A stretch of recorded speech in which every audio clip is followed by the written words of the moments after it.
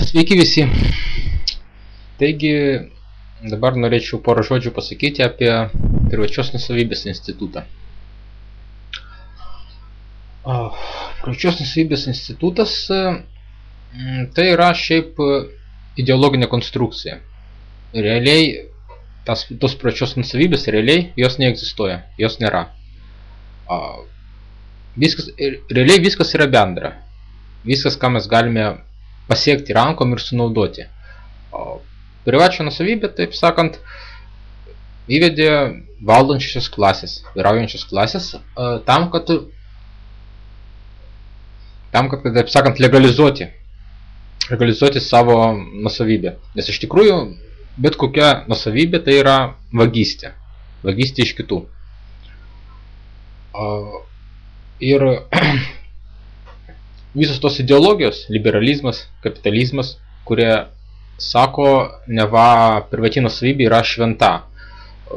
Tai yra tiesiog absurdiška, nes mes esame ateistai, tai nieko tokio švento iš tikrųjų nėra. Tai tiesiog padaryta tai, kad kadangi dabar žmonėms yra patogiau pasakyti, gerai, kiekvienas iš mūsų turi teisę turėti privačią nuosavybę ir taip yra geriau, bet tai yra susitarimo reikalas tiesiog, nes po 20 metų susitarimas gali būti kitoks, visuomenės susitarimas pasikeis ir privati nuosavybė jį išnyks, tarsi jos niekados ir nebuvo tiesiog.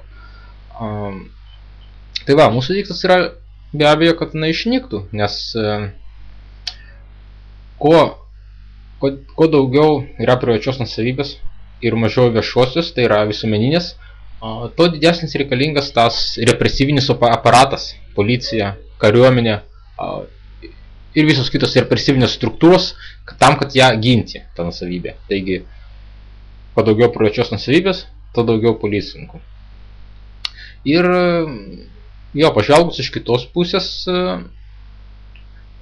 turėdami privačią nuosavybę, mes galime naudotis, mes galime valdyti, tai yra turėti ribotą skaičių daiktų, kurie yra mūsų. Atsisakydami nuo privačios nuosavybės mes galime naudotis neribotų skaičiumi daiktų, tai yra mes nieko neturime, bet užtat mes galime visko naudotis. Tai va, tai čia yra toks esminis skirtumas tarp šių dviejų dalykų.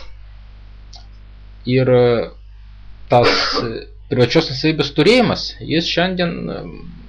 jis nėra labai patogus, nes ją irgi reikia kažkaip ginti, su ją reikia kažką daryti, jinai suvaržo žmogų tiesiog, jinai supančioja žmogų ir žmogus yra šiandien supančiotas iš vienos pusės, tai to, kad jis turi dirbti, kad išgyventi, o iš kitos pusės to, kad jis turi tą savo privačią nuosavybę sukrauti kažkur tai ir ją saugoti, taip sakant.